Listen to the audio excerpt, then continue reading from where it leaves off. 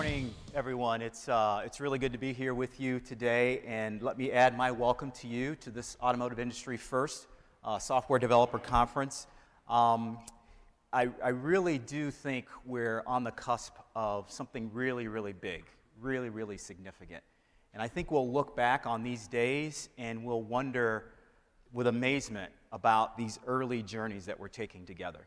And speaking of journeys, let me give you a little bit of background about myself. I've been at Ford now for 9 months. I started in January of this year. Actually, came to CES as probably one of my first roles. Spent a lot of time with GM in my career. Actually, most of my career was with General Motors and a couple of different stints actually with OnStar. And actually helped develop the vehicle diagnostics email, turn-by-turn directions, actually helped do the first digital deal with Verizon Wireless. So got a little bit of history in the automotive connectivity space.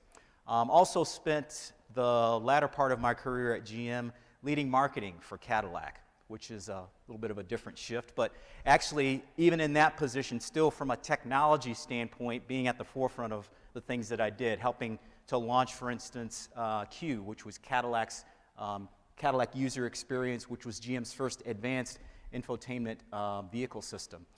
Now, so you may be wondering, why is a guy that spent the majority of his career with GM now with Ford? Let me tell you an interesting story. I'm only following in the footsteps of those who've gone before me. Way, way, way back in the early 1900s in Detroit, it was like Silicon Valley is today. There were dozens and dozens of automotive companies. And there was a company, his second company, formed by Henry Ford called, ironically enough, the Henry Ford Company. This was in 1902. He got in a little bit of difficulty with some of his investors. They weren't making the progress that they expected, and so they basically kicked him out of the business. So he left with $900, but he left his name with the business. They were going to shut it down, and then they brought in a guy by the name of Henry Leland. He looked at the operations and he said, you know what, if I take some engine technology that I know about and take these bodies, I think I can produce something. That became, in 1903, the Cadillac Motor Car Company. So Henry Leland took what Henry Ford had started and turned it into the Cadillac Motor Car Company. GM, Billy Durant subsequently came along, purchased Cadillac. He and Leland didn't quite get along. It's kind of like Silicon Valley, right? Similar situations, right? Owners, founders not getting along with investors. And he actually kicked Henry Leland out of Cadillac. Henry Leland's thinking, wow, I don't like that. I'm going to go off and form another company. He formed the Lincoln Motor Car Company, which was subsequently bought by Ford. So, in a sense, I'm only following in the footsteps of those who've gone before. Interesting story. So we are here, though, not to talk about the 1900s, but we're here to talk about what's next. And you will help us create what's next. Stephen Odell at the Mobility World Congress, he heads our European operations. He said, cars are the smartphones of the future. And when you think about that statement, you're kind of like, yeah, okay, that makes sense, I get it. But think about what a phone was, a means of communication, a means of connecting, but with the technology and the smarts and the computing power that's been added to it, an explosion of capability. A similar thing is going on with the automotive industry. Cars are becoming more and more connected, more and more computing power, and the possibilities are going to be endless. Now, when we talk about connections, we kind of think about connectivity and the role that I'm leading within the business in really three simple buckets, because I'm a simple guy and I like simple analogies. It's about connectivity built in, beamed in, or brought in. And when you think about that, we've had connectivity for a lot of years in the business in terms of beamed in AM radio, for instance, right? That's, in a sense, connectivity. Going all the way up to today with Wi-Fi and Bluetooth and embedded modems. So connectivity has been part of our landscape. We've been advancing with it. So what makes today so different? Well, the fact is, other things are being connected as well.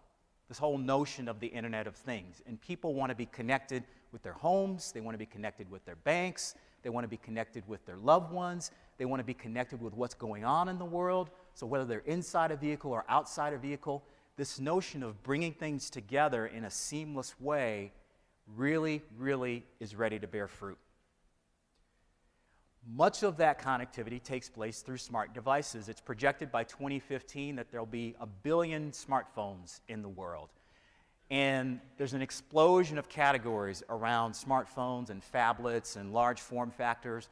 But the fact of the matter is, people want to be connected, they want to use these devices for connections, and they want to use these devices inside vehicles. Our challenge is how do we enable that in a safe way? I'm not going to read the statistics for you, but we can hope that people won't want to interact with their devices or want to just solely concentrate on driving and have no distractions from the outside world. But the fact of the matter is, when you read this chart, people are engaged when they're inside the vehicle. They will be doing these things. They do want to stay connected. And again, as I said, our challenge is how do we enable them to do that safely? Well, Ford introduced in 2007 groundbreaking capability in terms of sync. And so for the first time, using your voice and the controls that are built into the vehicles, we allowed people to interact with those devices, consume content, take advantage of the connectivity, the connections.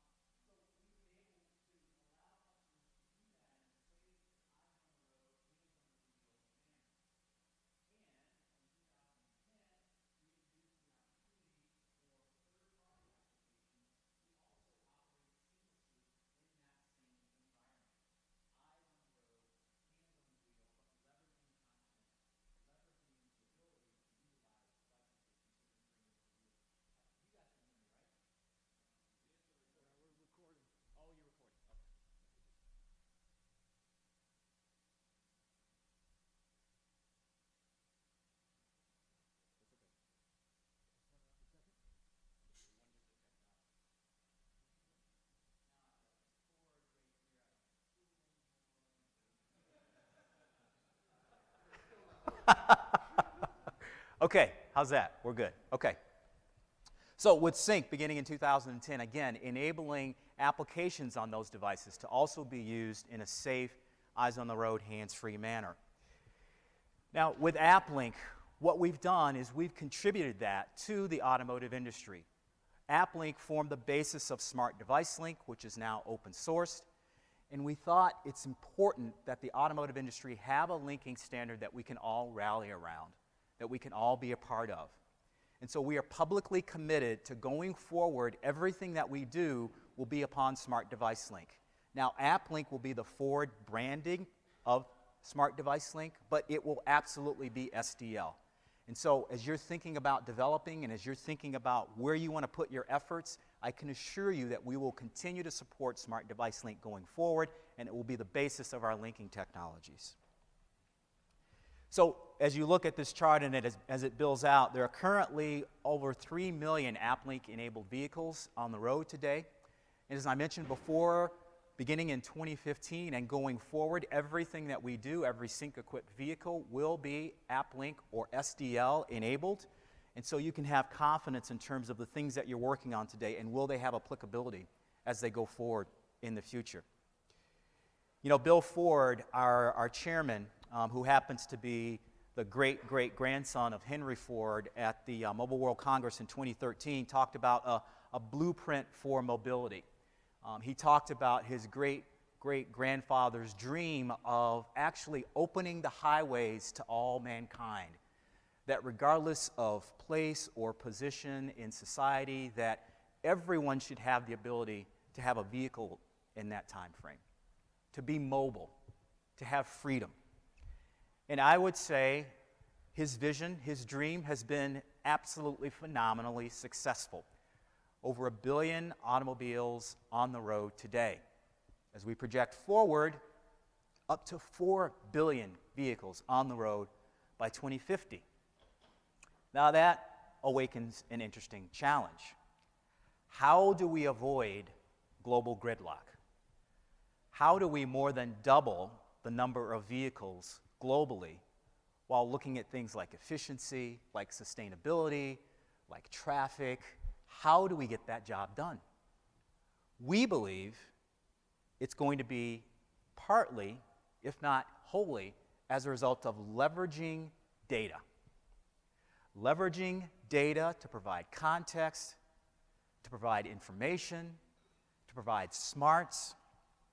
And we believe Smart Device Link will be a means of getting that data from the vehicle to enable you, our developers, to create solutions that haven't even been dreamed of. Solutions that are safer, solutions that are more efficient, solutions that are more reliable, and solutions that allow us to continue to deliver this dream of mobility to the entire world.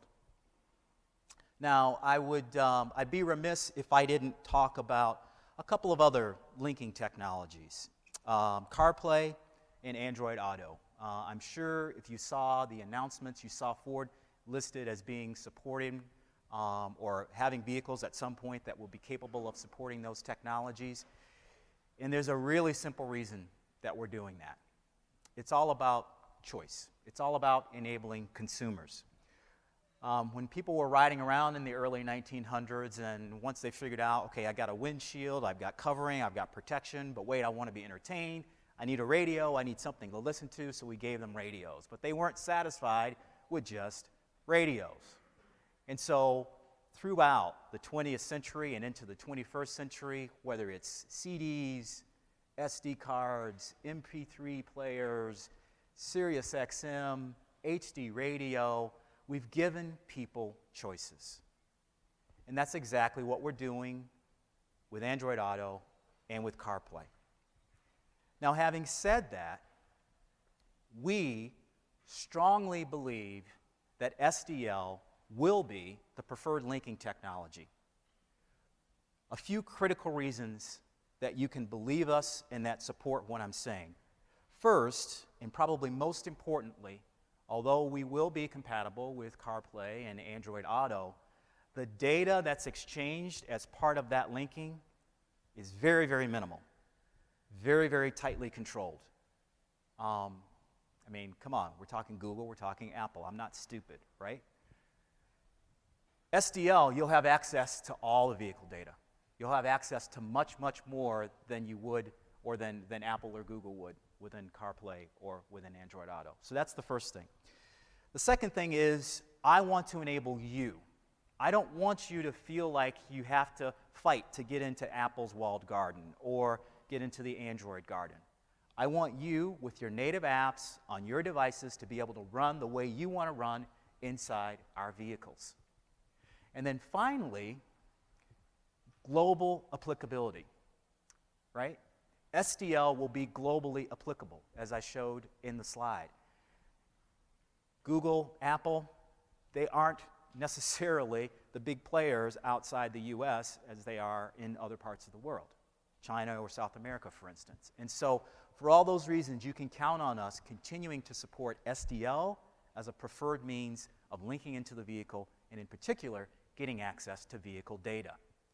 And what will we do with that data? We, together, will create our future. We'll create the future for Ford. We'll create a future for automotive. We'll create a future for sustainable mobility, leveraging connectivity. And so, with those brief remarks, I want to welcome you. I'm excited about the day that we're going to have and actually the time that you'll be here over the next few days. There's really going to be some interesting things that we're going to challenge you with, some data sets that you're going to be exposed to as part of your hacks, and I think it will be really, really cool. So again, I want to welcome you. Thank you for taking the time to join us at what we believe is an historic event. And with that, I want to bring up a guy you all know and love. He said only one of those may be true, so you guys need to figure that out. John Ellis.